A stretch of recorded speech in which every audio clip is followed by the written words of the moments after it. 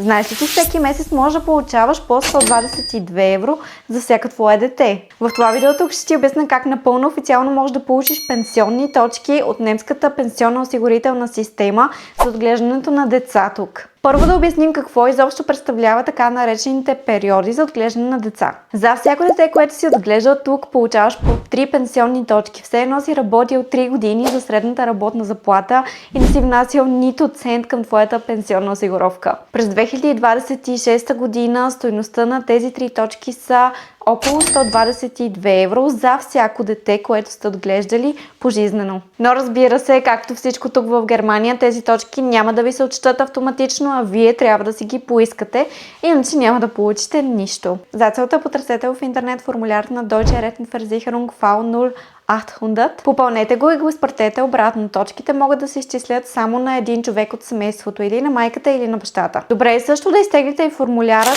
V0805. Това е допълнителен въпросник за отглеждането на децата. Ако си отглеждал деца и си бил в Германия, или поне един родител е бил тук и е работил, то тогава задължително попълни този формуляр, защото губиш пари ежемесечно. А сега не забравяй да харесаш и споделиш видеото с всички родители, които познаваш в Германия, и напиши в коментарите ти вече подаде ли този формуляр.